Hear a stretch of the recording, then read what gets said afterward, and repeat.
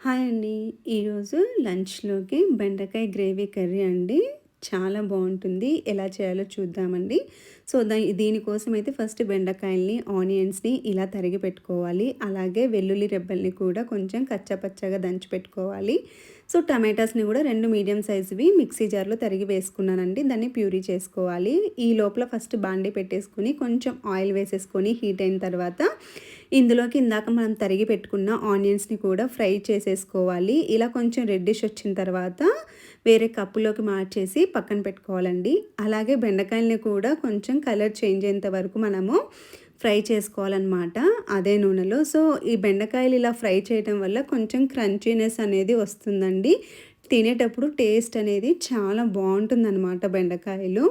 So, ఇలా బెండకాయలని కూడా fry చేసుకున్న తర్వాత ఇలా లైట్‌గా పైన కలర్ చేంజ్ అయిపోతే మనం వీటిని కూడా ఒక కప్‌లోకి తీసేసుకొని పక్కన పెట్టుకోవాలండి.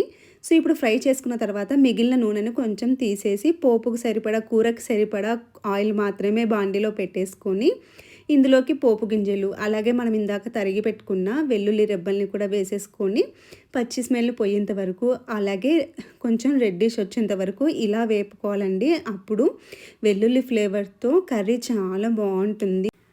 అలా వేగిన తర్వాత మనము మిక్సీ పట్టుకున్న టమాటా ప్యూరీని కూడా వేసేసుకొని కొంచెం వాటర్ కూడా వేసేసుకొని మనము దీన్ని బాగా మిక్స్ చేసేసుకోవాలండి. ఇలా ఒకసారి కలపెట్టుకున్న తర్వాత మనము మూత పెట్టేసి దీన్ని బాగా మగ్గించుకోవాలన్నమాట. కొంచెం ఈ టమాటా ప్యూరీ అనేది మగ్గిపోయి ఆయిల్ తేలినప్పుడు దీంట్లోకి కొంచెం పసుపు, కారానికి మీ టేస్ట్‌కి తగినంతగా కారము, అలాగే ఉప్పు వేసుకోవాలి. అలాగే వేయించి పెట్టుకున్న జీరా పౌడర్, ధనియా పౌడర్ కూడా వేసేసుకొని మంచిగా మిక్స్ చేసేసుకోవాలండి.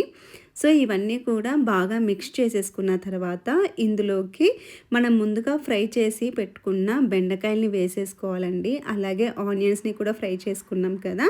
అవి కూడా వేసేసుకోవాలి. ఇలా వేసేసుకొని దీన్ని బాగా మిక్స్ చేసుకోవాలండి.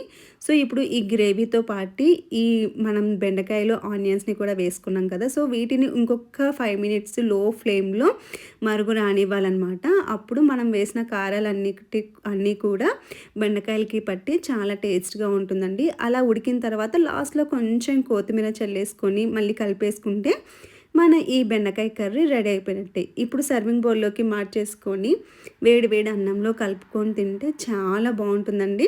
సో, ఈ టమాటా ఫ్లేవర్‌తో బెండకాయ కర్రీని ఒకసారి ఇలా ట్రై చేసి చూడండి. తప్పకుండా నచ్చుతుంది. నచ్చినట్లయితే నా ఛానల్‌ని ఫాలో అవ్వండి. Thank you.